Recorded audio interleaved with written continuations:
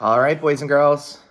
Shiloh, Chapter 10. Let's find out how Shiloh's doing. Dad's beside me, holding the flashlight up to Shiloh's eyes. Shiloh's still alive. This Judd Travers dog? I sit back on my heels and nod, wipe one arm across my face. Dad looks around. Take those gunny sacks over there and put them in the back of the Jeep, he says. And then, still holding the flashlight in one hand, he slips his arms under Shiloh and picks him up. I can see Shiloh wince and pull back on his leg where it hurts. The tears are really spilling out of my eyes, but Dad can't see him in the dark. He can probably tell I'm crying, though, because my nose is clogged. Dad, I say, please don't take him back to Judd. Judd'll take one look at Shiloh and shoot him.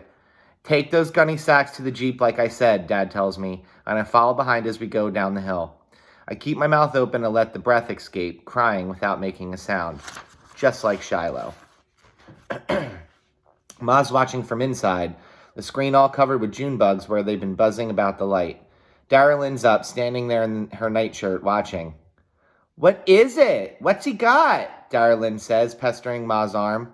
A dog, says Ma, and then she calls out, Ray, is it alive? Just barely, says Dad. I put the gunny sacks in the Jeep and Dad carefully lays Shiloh down. Without waiting to ask, I crawl in the Jeep beside Shiloh, and Dad don't say no. He goes in the house for his trousers and his keys, and then we're off. I'm sorry, Shiloh. I'm sorry, I whisper over and over, both hands on him so he won't try to get up. The blood's just pouring from a rip in his ear.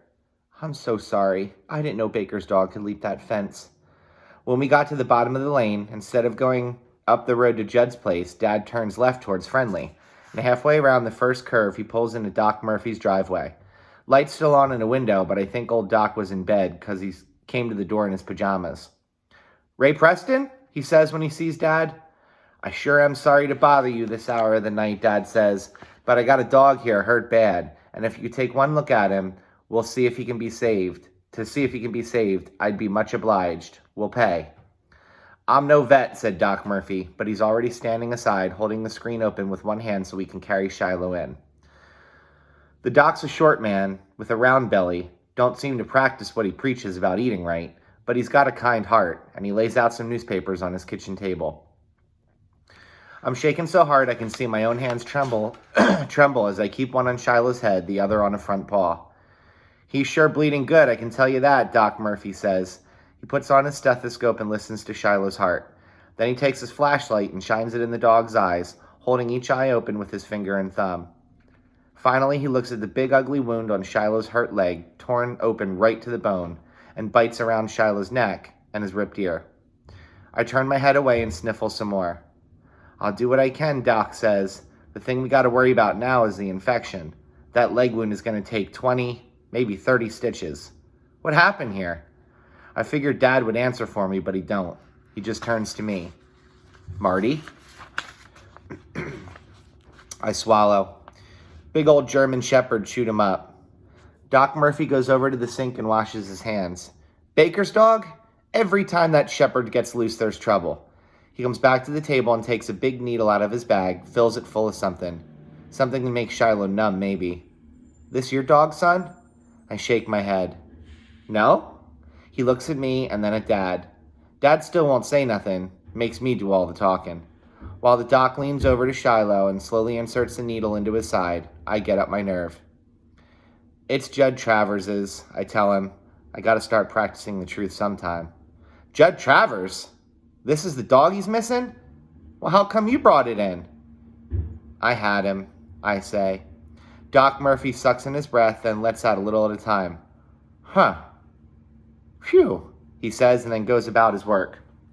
Don't know how long we're there in Doc's kitchen, Dad standing over against the wall, arms folded, me with my hands cupped over Shiloh's head while Doc Murphy washes his wounds, dresses them, and starts stitching the skin back together.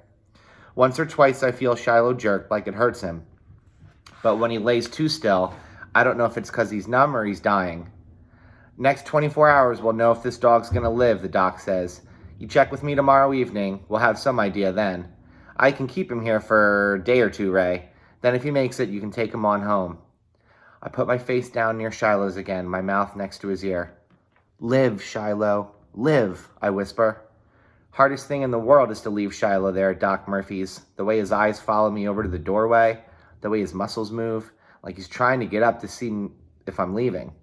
Second hardest thing is to crawl in the Jeep with Dad afterwards. There isn't a word passed between us till we get home. Once Dad turns the motor off, though, and I'm all set to get out, he says, "Marty, what else don't I know?" "What?" I ask. "You keeping Judd's dog up here on our hill. Got a place for him all built, never letting on. What else are you keeping from me?" "Nothing, Dad." "How do I know that's not another lie?" "'Cause it's not. You saying so don't make it true, son." I know then what Ma meant. But it's not all so black and white as Dad makes it out to be, neither. And sometimes when I get mad, it clears my head. "You would have thought more of me if I let that dog wander around until Judd found it again, kick the daylights out of him," I ask. "That's what you want me to do, Dad?" "I want you to do what's right." "What's right, Dad?" For once in my 11 years, I think I have my dad stumped. Leastways, it seems to be 30, 40 seconds before he answers. "You've got to go by the law. The law says a man that pays money for a dog owns that dog. You don't agree with the law, then you work to change it." "What if there isn't time, Dad? Shiloh would be dead by the time somebody looked into the way Judd treats his dogs." Dad's voice is sharp now. "Boy, you think Judd Travers is the only one around here hard-hearted towards his animals? You think he's the only one who starves them or kicks them or worse? Open your eyes, Marty. Open your eyes." Now Dad half turns in his seat, back resting against the door facing me. "How many times have you walked to the school bus and seen a chained-up dog in somebody's yard? How many times you ever put your mind to whether or not it's happy, its ribs sticking out like handles on the sides? Suddenly you're face to face with a dog that pulls at your heart, and you all at once want to change things." I swallow. "Well, there's got to be a first time," I answer. Dad sighs. "You're right about that," he says. I'm pushing my luck, I know. "If Doc Murphy don't tell Judd about Shiloh, can we bring him back here and keep him? I could build him a better pen, make the fence high enough so the shepherd can't get in." Dad opens the Jeep door on its side. "No," he says and gets out. I get out too. "Well, just till Shiloh's better then? You know how Judd treats anything that don't work right. He'll shoot him, Dad. I found a dog once before over near Judd's place with a bullet hole in his head. We could at least get Shiloh well. I'm going to pay Doc Murphy's bill. I promise you that. You can have all my canned money for the next 3 years, and I'll deliver the county paper, too, if I get the chance. Honest, I promise." Dad studies me. "You can keep him here till he's well, and that's all. Then we're taking him back to Judd." And he goes in the house. My heart starts pounding again. Thumpity-thump, thumpity-thump. There's still time, I'm thinking. Shiloh's still alive. And I ain't licked yet. So think, do we think he's going to make it?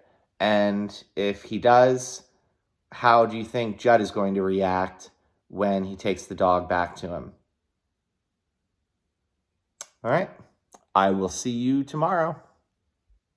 Stay safe. Miss you guys.